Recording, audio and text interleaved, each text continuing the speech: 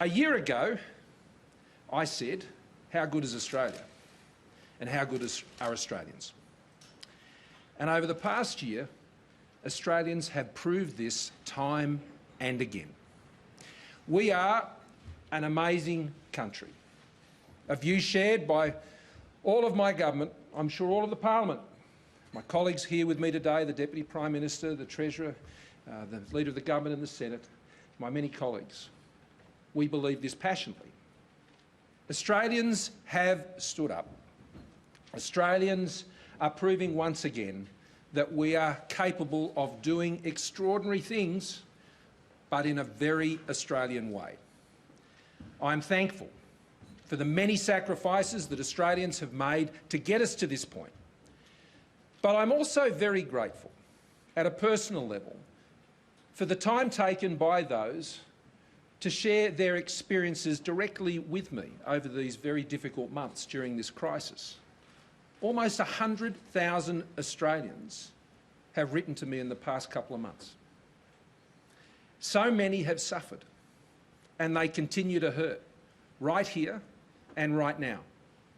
Lost jobs, reduced hours, seeing their family businesses shut, having to close those doors. Retirement incomes shrink, loved ones kept apart. It has been a time of great uncertainty as Australians have had to come to terms with sudden and profound changes to their lives. Greg is a chef with 6 kids in Sydney. He wrote to me about his business suffering from the restrictions, saying that everything he had worked for was at risk. Sue from Jimbooma told me that other than a first home owner's grant, she had never received a cent from the government. JobKeeper saved her business, she said, and she just wanted to say thank you. Anthony, not the one you're thinking of, but quite genuinely Anthony from Western Australia, he sent me his wedding photo. His wife of 50 years had just passed away. He said his wife was the most caring person you could ever meet, and he was absolutely heartbroken that he couldn't give her the send-off that she deserved. Of all the things, of all the decisions we have taken, that was undoubtedly one of the hardest. And you know, I received an email from 3 children in a similar vein in Western Australia, and it completely floored me. Their father, terminally ill, and they told me they understood their dad's funeral would have to be small. And they wanted me to know that they were okay with that, because they said it will help keep hospitals available for other patients with cancers and diseases. That's incredible. Our people are amazing. And there was Rebecca, a young woman. She's also terminally ill. And she sent me this beautiful handwritten letter just wanting to let me know that she was praying for me every day. And then there's Ty from Traralgon, and he wrote this. We just need someone to fire the starter's gun on the economy, someone to say, on your marks, get, set, go. Well, I've got good news for him. Today I want to talk about that recovery, because that is what millions of Australians are now relying on. And there is reason to hope. Australia is weathering this storm better than many and better than most. Indeed, together with a handful of nations, we have led the world in this response. Our response has followed a clear plan to save lives and to save livelihoods, with strong and coordinated leadership across all governments, brought together through the innovation of the National Cabinet. Firstly, in that plan, fight the virus, save lives. On the health front, this has meant closing the borders early, imposing strict isolation and quarantine for returning Australians, introducing tough social distancing rules, and reluctantly having to close businesses. We built up our medical stockpiles of masks and medicines. We tripled the critical care capacity in our hospitals, getting the respirators our hospital needs, and our testing regime has led the world. We built a health detective workforce to track and trace every case, now supported by more than 6 million Australians who have downloaded the COVID Safe app. This decisive response has helped Australia to suppress the virus and avoid the scale of devastation, infection and death seen in so many other countries around the world. And, you know, we should not downplay this achievement and pretend like the risk never existed or that our preparations or our precautions were unwarranted. Let me assure you, Australia, the risk was great and uncertain, and it still is. Countries like ours, developed, sophisticated economies with strong health systems, have experienced death rates more than 100 times what we have experienced here in Australia. The fact our worst case scenarios have not been realised is cause for great relief, not apathy. Second, we have bought ourselves precious time in our plan, not just to build up the health system, but to put in place the economic lifelines needed to cushion the cruel economic blow of this virus. JobKeeper, JobSeeker, our business cash flow measures, the stimulus payments to other beneficiaries and pensioners have provided the vital economic bridge and will continue to for so many businesses and workers. There are more than 5 million Australians directly benefiting from these initiatives at a now anticipated direct cost of more than $150 billion in just 6 months. All borrowed, all of it, against future tax revenue. These supports can only be temporary. It was William Green, the leader of the American Federation of Labor, who said during the Great Depression in 1934, we cannot indefinitely support 1/6 of our population on money borrowed against future taxes. That was a Labor leader in the Great Depression.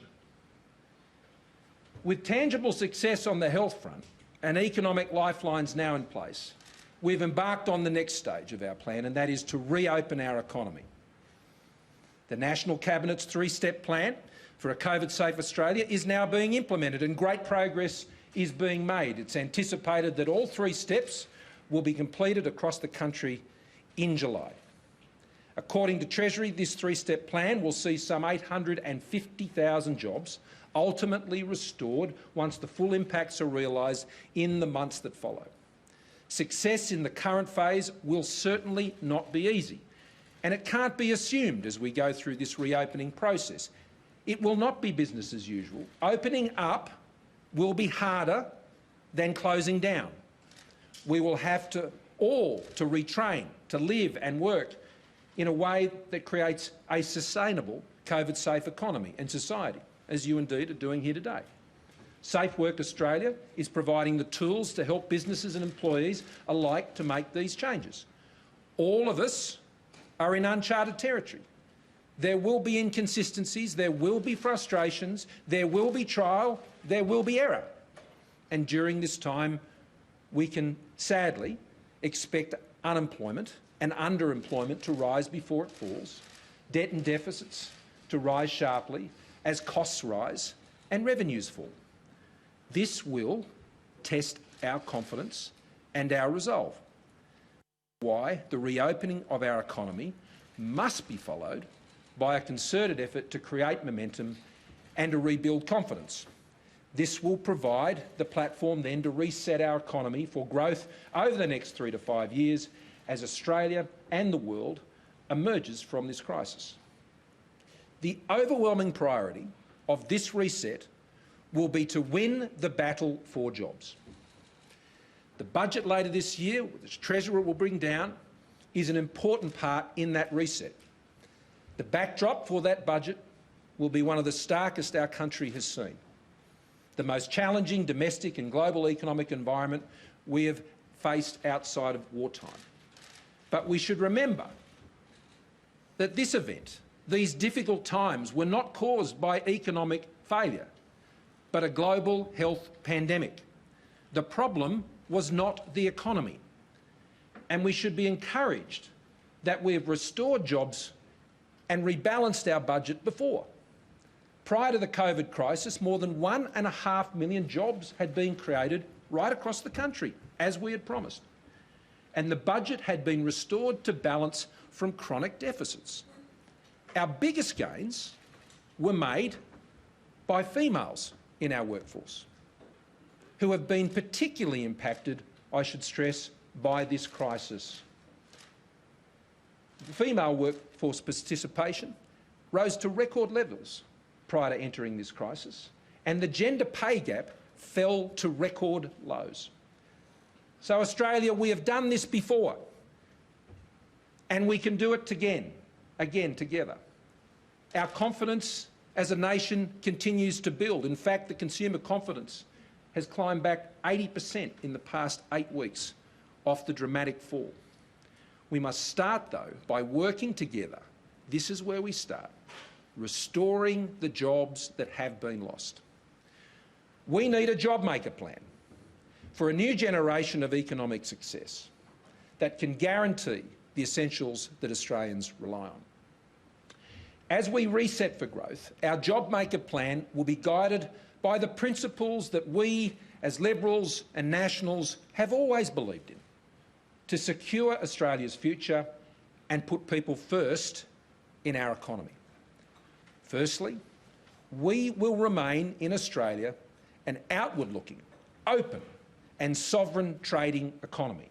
We will not retreat into the downward spiral of protectionism. To the contrary, we will continue to be a part of global supply chains that can deliver the prosperity we rely on to create jobs, support incomes and build businesses. Our economic sovereignty will be achieved by ensuring our industries are highly competitive, resilient and able to succeed in a global market, not by protectionism. While a trading nation, we will never trade away our values or our future for short-term gain. With trade, alliance and other partners, we will work to establish and maintain the balance needed for peace and stability in our region, upon which everyone's prosperity depends. Secondly, is the principle of caring for country, a principle that Indigenous Australians have practiced for tens of thousands of years. It means responsible management and stewardship of what has been left to us to sustainably manage that inheritance for current and future generations. We must not borrow from generations in the future from what we cannot return to them. This is as true for our environmental, cultural and natural resources as it is for our economic and financial ones.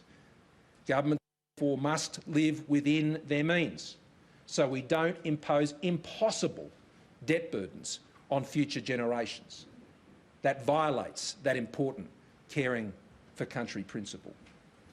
Thirdly, we must seek to leverage and build on our strengths, an educated and highly skilled workforce that supports not just a thriving and innovative services sector, but a modern, competitive and advanced manufacturing sector, resources and agricultural sectors that can both fuel and feed large global populations, including our own, and support vibrant rural and regional communities. I know the Deputy Prime Minister would agree thoroughly with.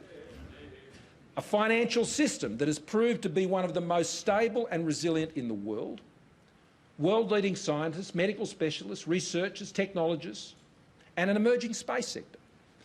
And there's so much more. Fourthly, we must always ensure that there is an opportunity in Australia for those who have a go to get a go. This is our Australian way. Access to essential services, incentive for effort, respect for the principles of mutual obligation, ensuring equal opportunities for those in rural and regional communities to be the same as those in our cities and our suburbs. All translated into policies that seek not to punish those who have success, but devise ways for others to achieve it. And then there's the fifth principle, what I like to call the Sir Peter Blake principle. I spoke to Jacinda Ardern this morning. Doing what makes the boat go faster. Now, my colleagues are very familiar with this principle. Many years ago, I worked in New Zealand where I looked after the government's then engagement with the Team New Zealand 2000 America's Cup defence. Team New Zealand, led by the late Sir Peter Blake, was competing in one of the richest sporting events in the world.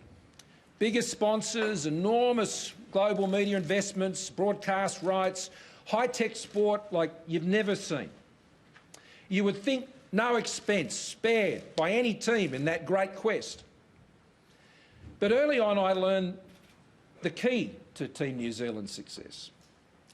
At one of our early meetings we met at their headquarters in Auckland. There was a fellow called Alan Sefton who was their head of their corporate operations. And we sat around on rickety old chairs, and there was this scuffed up table. The office looked like it had been saved from demolition. I noted the surroundings, and Alan responded by saying, in Team New Zealand, you only ask one question: what makes the boat go faster? Those chairs weren't going to make any difference, nor their accommodations. And their united and focused effort brought a whole country together, not just the team. And they won.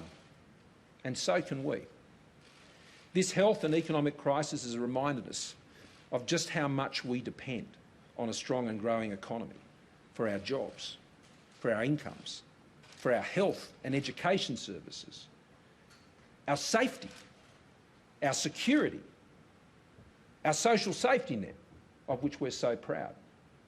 To strengthen and grow our economy, the boats we need to go faster are the hundreds of thousands of small and medium and large businesses that make up our economy and create the value upon which everything else depends.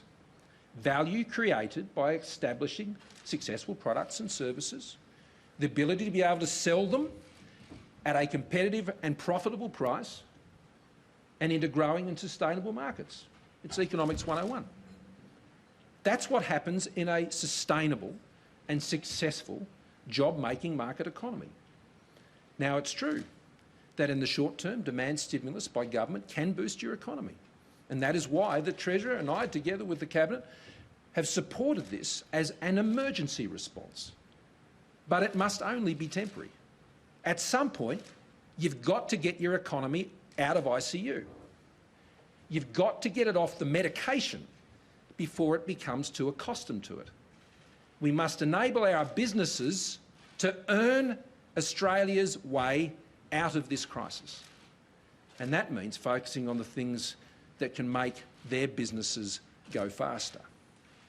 The skilled labour businesses need to draw on. The affordable and reliable energy they need.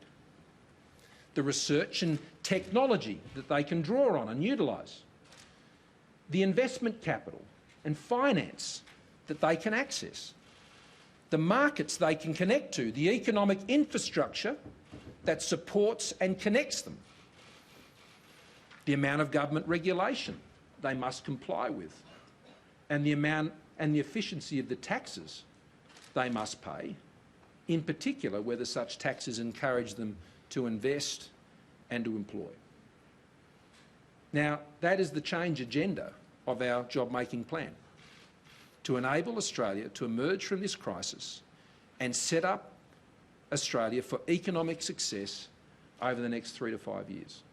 Skills, industrial relations, energy and resources, higher education, research and science, open banking, the digital economy, trade, manufacturing, infrastructure and regional development, deregulation, federation reform, a tax system to support jobs and investment. Now, the challenges are enormous, and you'll be pleased to know I'm not going to go through all of those this afternoon. But wherever possible, I can assure you of this, I will seek to bring people together to define and achieve the change we need to in all of these areas. And today I just want to focus on 2 areas. skills and industrial relations. Now, I'll address many of the other components of our job maker plan in the weeks and months ahead as we proceed to the budget in October. A process that is one of patiently putting each brick in the wall. This will occur simultaneously with managing the ongoing pandemic. Let's not lose sight of that and addressing the right here, right now needs of Australians who continue to be severely impacted. So on skills, we need Australians better trained for the jobs businesses are looking to create. It's that simple. Off the back of the Joyce Review and my conversations with premiers and chief ministers and, of course, the Minister for Skills, Michaelia Cash, who's here with us today, we can bring these matters to the fore in the coming months in the name of creating jobs. At a federal level, we are focusing on three key issues. Firstly, the complexity of a system that is clunky and unresponsive to skills demands. Ask any business, they'll tell you that. The lack of clear information about what those skills needs are now and into the future to guide training and funding. Ask any student or their parents about what it's like to deal with the system and whether they think they're getting value out of it, and they'll tell you that. A funding system marred by inconsistencies and incoherence with little accountability back to any results. Currently, the average time frame to develop or update training products is 18 months, with a third taking over 2 years to update. Not very responsive. For prospective students, the large number of choices that they face for qualifications can be bewildering and overwhelming, compounded by a lack of visibility over the quality of training providers and the employment outcomes for those courses. There are over 1,400 qualifications on offer and almost 17,000 units of competency. There is also substantial variations in fees for students depending on which state they are in. For example, in 2019, a student undertaking Certificate 3 in blinds, awning and security screens received a subsidy of $3,726 in Queensland, $9,630 in New South Wales, and no subsidy in Victoria unless the qualification is taken as an apprenticeship. Now, I'm not making any comment on each of those individual measures, but there is a wide variety. Subsidies for a diploma of nursing in 2017 varied between $19,963 in Western Australia and $8,218 in Queensland. And all of this is before the question surrounding the quality of that training is addressed. No surprise then that state subsidised students in Queensland incur VSL debts that are on average more than double that of New South Wales subsidised students. It is no wonder that when faced with this complexity, many potential students default to the university system, even if their career could be best enhanced through vocational education. I want those trade and skills jobs to be aspired to, not looked down upon or seen as a second best option. It is a first best option. To address this challenge, we've embarked on a series of skills organisation pilots.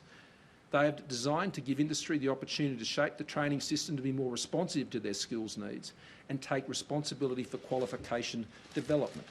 Industries defining the quals. 3 pilots have been established: human services, digital technologies and mining. And they have already begun to show the benefits of this system. And we need to move forward on many, many more. The human service pilot was actually used to lead development of a national skill set to help boost the aged care and disability support workforce during the COVID-19 pandemic and recovery phase. And this work was delivered much faster than under the older arrangements that were progressed under the previous VET schemes.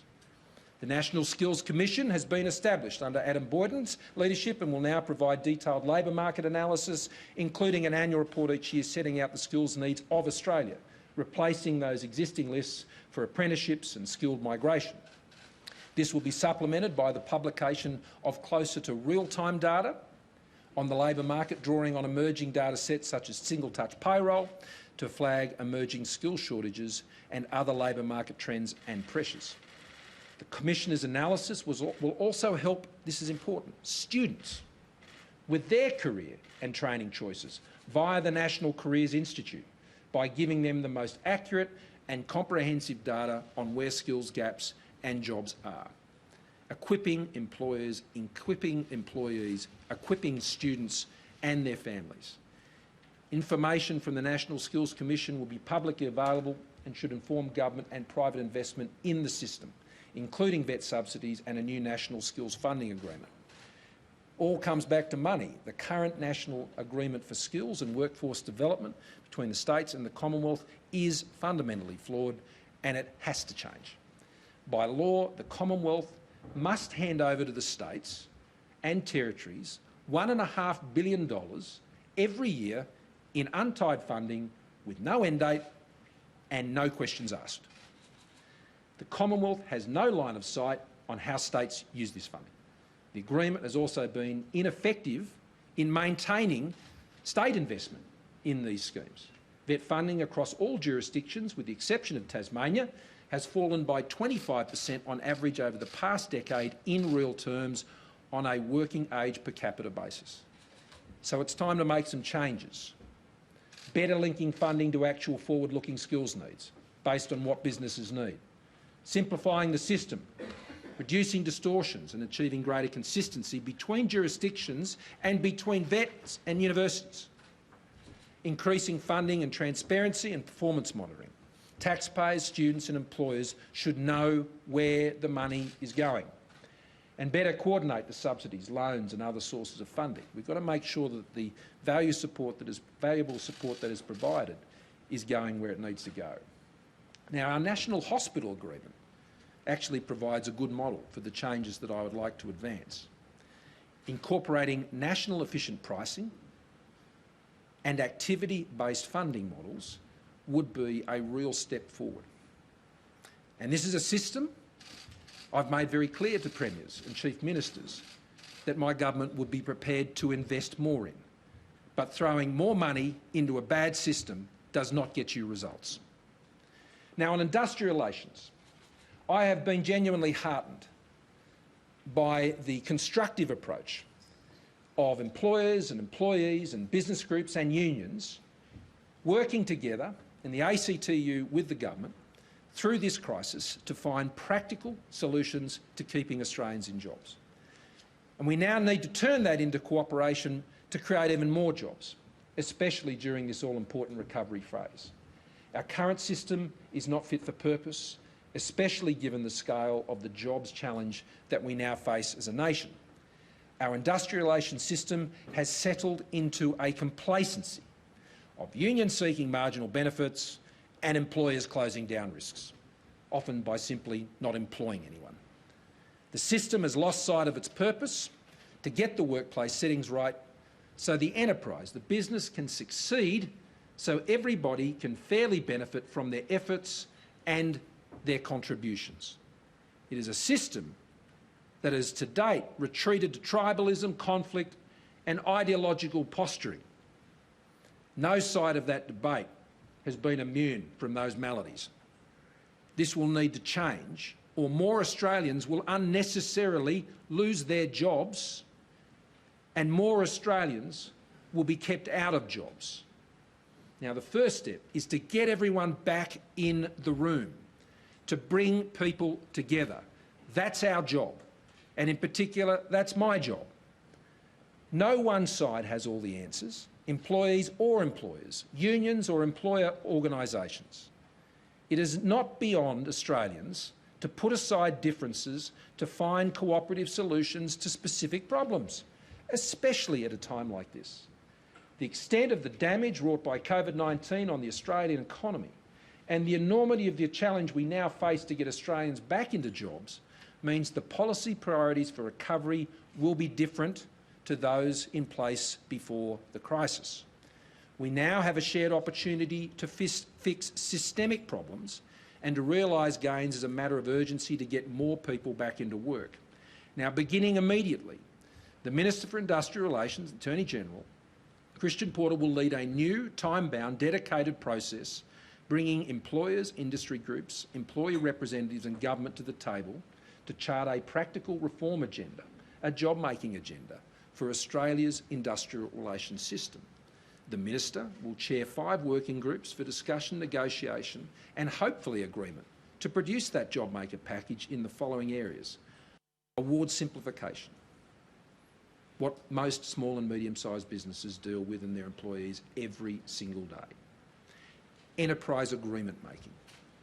We've got to get back to the basics. Casuals and fixed-term employees, made even more prescient by recent changes through the Fair Work Commission. Compliance and enforcement. People should be paid properly. And unions need to, obviously, do the right thing, as must employers. Greenfields agreements for new enterprises, where the new investment will go and the certainty is needed more so than ever. Membership of each group will include employer and union representatives, as well as individuals chosen based on their demonstrated experience and expertise, and that will include especially small businesses, rural and regional operators, multicultural communities, women, families.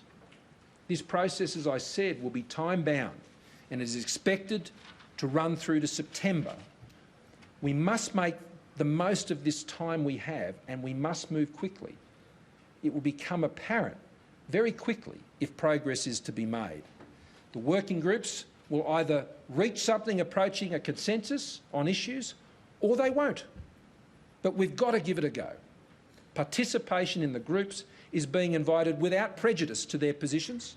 Ultimately, it will be, though, the government that will take forward a job-making agenda from this process. The purpose is simple and honest: to explore and hopefully find a pathway to sensible, long-lasting reform with just one goal: make jobs.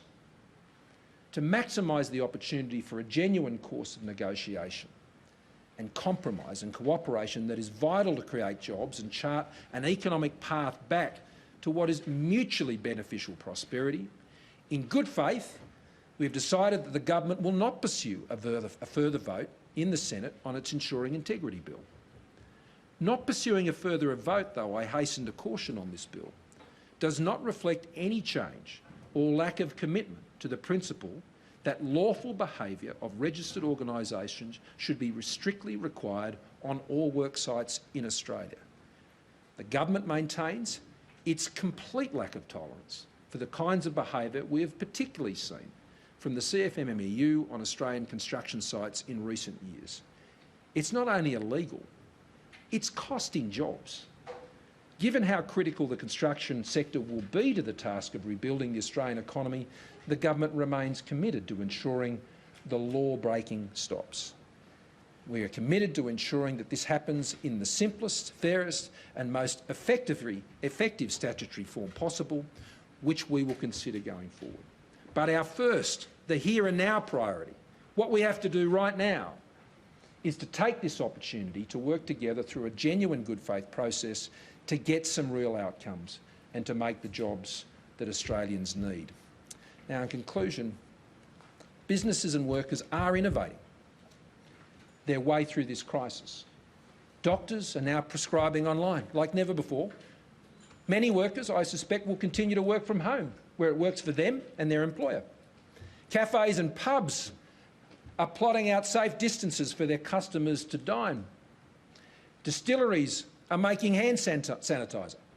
Now, many of these innovations will stay, some will change and others will come along. But our job maker agenda will harness and support that innovation and the partnerships that are now being created. We will get Australians back to work. We will restore our nation's finances. We will continue to guarantee the essential services that Australians rely on, because we've done it before. And we will do it again. And we will do it together. Together, we are facing down this crisis as Australians. And we're doing so as a successful, vibrant and liberal democracy, open, transparent, just and fair, noble and compassionate, never willing to sacrifice the most vulnerable. This is our greatest strength. How good is Australia?